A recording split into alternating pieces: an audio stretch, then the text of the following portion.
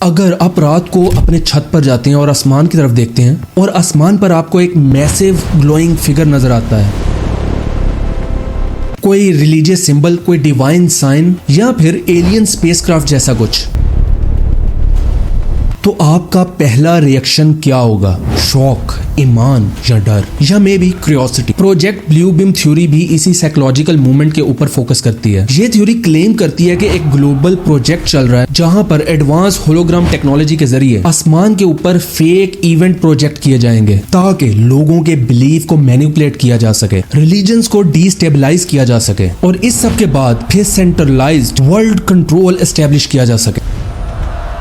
Theories के मुताबिक ये सिर्फ एक साइंस फिक्शन नहीं बल्कि केयरफुली डिजाइंड साइकोलॉजिकल वारफेयर का हिस्सा है। लेकिन अब यहाँ पर सवाल ये है कि क्या ये पॉसिबल है भी, और सबसे इम्पोर्टेंट, क्या कोई ऐसा एविडेंस एग्जिस्ट भी करता है? प्रोजेक्ट ब्लू बीम का कॉन्सेप्ट 1980s में एक कैनेडियन राइटर ने इंट्रोड्यूस किया। उसने चीज क्लेम की नासा और ग्लोबल एजेंसीज मिलकर एक ऐसे प्रोजेक्ट के ऊपर काम कर रहे हैं जो लोगों के रिलीजियस बिलीफ को हिलाकर रख सकता है। उसके मुताबिक सैटेलाइट्स और एडवांस होलोग्राम सिस्टम्स के जरिए ऐसी चीज तैयार की जा रही है जो आसमान के ऊपर आर्टिफिशियल साइन दिखा सके। ये थ्योरी इंटरनेट आने तक बहुत वायरल हो चुकी थी। सोशल मीडिया ने इस थ्योरी को एम्पलीफाई किया। हर नेचुरल डिजास्टर, हर अनएक्सप्लेन्ड एक्टिविटीज और हर सैटेलाइट लॉन्च को लोग इस थ्योरी से भी जोड़ते हैं। लेकिन ओरिजिन स्टोरी को समझना भी जरूरी है, क्योंकि हर कॉन्स्पिरेसी की फाउंडेशन किसी ना किसी एक विजन के ऊपर स्टार्ट होती है। अब अगर विजन और नैरेटिव रिलीजियस बिलीफ और डर के ऊपर कनेक्टेड है और इस तरह का नैरेटिव और विजन और ज्यादा इंटरेस्टिंग बन जाता है। अब यहाँ पर सबसे क्रिटिकल पार्ट ये है, मास मैनिपुलेशन का कॉन्सेप्ट इमेजिनरी नहीं रहा। हिस्ट्री में साइकोलॉजिकल वारफेयर रियल रहा है। डिफरेंट गवर्नमेंट्स ने बहुत बड़े बड़े प्रोपोगेंडास यूज किए हैं। मीडिया नैरेटिव को शेप किया गया है, पब्लिक के परसेप्शन को भी इन्फ्लुएंस किया गया है, और ये सब डॉक्यूमेंटेड फैक्ट्स हैं। लेकिन होलोग्राफिक जैसा लार्ज स्केल प्रोजेक्ट, क्या ये टेक्नोलॉजिकली फिजिबल है? प्रोजेक्ट ब्लू बीम कोई एक कॉन्स्पिरेसी थ्योरी नहीं है। वेल, ये एक टेस्ट है, test of technology, test of belief और test of critical thinking. Project Blue Beam का सबसे बड़ा क्लेम ये है कि एडवांस होलोग्राम टेक्नोलॉजी के जरिए पूरे आसमान के ऊपर मैसिव प्रोजेक्शंस किए जा सकते हैं जो कि इतने रियलिस्टिक हो सकते हैं कि लोग उन्हें रिलीजन से जोड़ सकेंगे या फिर कोई एलियन एक्टिविटी समझ लेंगे। वेल, ये आइडिया ड्रामेटिक लगता है, लेकिन इस चीज को समझने के लिए हमें करंट टेक्नोलॉजीज को समझना पड़ेगा। वेल, अगर आज के टाइम की हम बात करें तो डिफरेंट कॉन्सर्ट्स के अंदर आपको 3D होलोग्राम्स देखने को मिलेंगे। ब्रॉन्ज के थ्रू आपको आसमान के ऊपर डिफरेंट इवेंट्स होते दिखेंगे। वहीं अगर हम सैटेलाइट्स की बात करें तो वो कम्युनिकेशन को ग्लोबली हैंडल कर रहे हैं। लेकिन पूरे आसमान के ऊपर एक ही टाइम के ऊपर पूरी दुनिया में एक ही चीज दिखाना, अगर ऐसा हो जाता है तो डेफिनेटली बहुत से लोग होंगे जो इसे एलियन एक्ट समझेंगे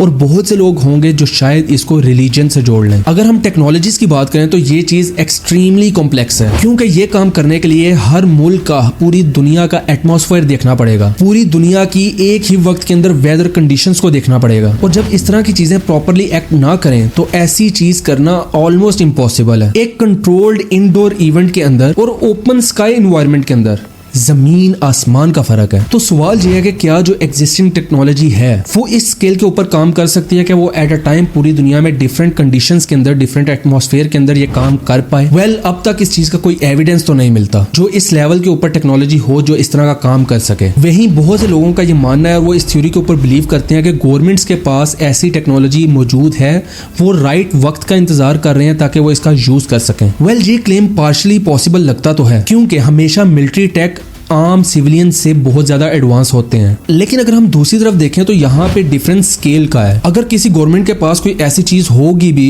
तो वो सिर्फ अपनी कंट्री के हद तक होगी, लेकिन ग्लोबली ऐसा करना पॉसिबल लगता ही नहीं है। मॉडर्न वर्ल्ड के अंदर हर मेजर सैटेलाइट लॉन्च ट्रैक होता है। इंडिपेंडेंट एस्ट्रोनॉमर्स और स्पेस एजेंसीज ग्लोबली मॉनिटरिंग करते हैं। अगर कोई मैसिव प्रोजेक्शन नेटवर्क डिप्लॉय होता भी तो उसके डिप्लॉय होने से पहले फिजिकल एविडेंस जरूर मिलते, और अब तक कोई ऐसा वेरीफाइबल रिकॉर्ड नहीं मिलता हमें। इसका मतलब ये नहीं कि साइकोलॉजिकल मैनिपुलेशन पॉसिबल ही नहीं है। अब यहाँ पर एक और ऐसा पॉइंट है जो हमें शायद इग्नोर नहीं करना चाहिए। टेक्नोलॉजी का मिसयूज सिर्फ होलोग्राम तक महदूद नहीं है। Deep fake videos, AI generated voices, augmented reality filters, ये सब चीजें ऑलरेडी एग्जिस्ट करती हैं, और आज का इंसान अपनी आंखों के ऊपर भी शक करने लगा है। अगर कल को किसी मेजर सिटी के अंदर एआर बेस्ड कोऑर्डिनेटेड प्रोजेक्शन हो जाए एक लोकल लेवल के ऊपर, तो डेफिनेटली पैनिक क्रिएट हो सकता है। यानी थ्योरी का एक्सट्रीम वेरिएंट, अनरियल रियलिस्टिक लग सकता है। इसलिए प्रोजेक्ट ब्लू बीम का टेक्नोलॉजिकल क्लेम चाहे एग्जैजुरेटेड हो, लेकिन टेक्नोलॉजी और परसेप्शन का रिलेशन हम इग्नोर नहीं कर सकते। अब यहाँ पर सवाल ये उठता है कि अगर ये चीज बिल्कुल पॉसिबल ही नहीं है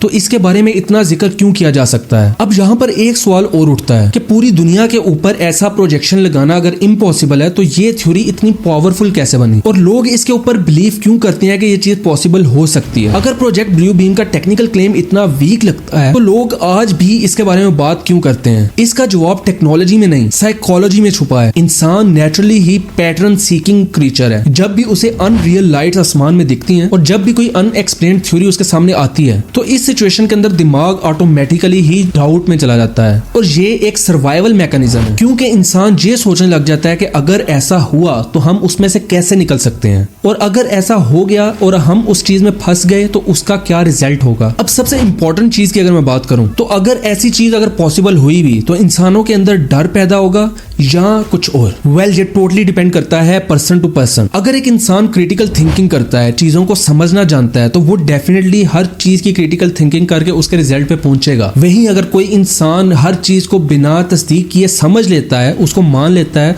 तो वो डेफिनेटली इस तरह की चीज में फंस सकता है। वेल, ये चीज हमने पहले भी डिस्कस की कि गवर्नमेंट्स प्रोपोगेंडास को यूज करते हैं डिफरेंट सिचुएशंस के अंदर, और अगर हम टेक्नोलॉजी को देखें तो वो डे बाय डे बहुत ज्यादा इवॉल्व होती जा रही है। तो ये कहना गलत नहीं होगा कि अनकरीब ये चीज भी पॉसिबल है कि पूरे आसमान को कवर करके एक होलोग्राम दिखाया जा सके। अब ये डिपेंड करता है ऐसा होलोग्राम दिखाने के ऊपर कि वो ये दिखाकर आखिर दुनिया से चाहेगा क्या वो कोई चीज मनवाना चाहेगा या क्या फिर वो लोगों के रिलीजियस बिलीफ को बदलेगा। अगर इसको हम टच दें इस्लामिक पॉइंट ऑफ व्यू से तो माइट बी अ चांस अगर ऐसी कोई टेक्नोलॉजी आई तो डेफिनेटली दज्जाल उसका इस्तेमाल लाजमी करेगा। इन सब चीजों को अगर हम कंक्लूड करें तो सबसे इंपॉर्टेंट पॉइंट यही रेज होता है कि हर इंसान को क्रिटिकल थिंकिंग सीखनी पड़ेगी, बिकॉज विदाउट क्रिटिकल थिंकिंग हर इंसान किसी ना किसी चीज के ऊपर अपना बिलीफ बना ही लेता है। जब आप किसी चीज को वेरीफाई करना स्टार्ट कर देंगे तब ही आपका बिलीफ सिस्टम भी स्ट्रांग होगा, और जब आप किसी चीज को बगैर वेरीफाई किए ही उस पर ट्रस्ट करना जानते होंगे तो डेफिनेटली आपको अगर कोई भी चीज दिखाई जाएगी आप उसको मान लेंगे। सब्सक्राइब।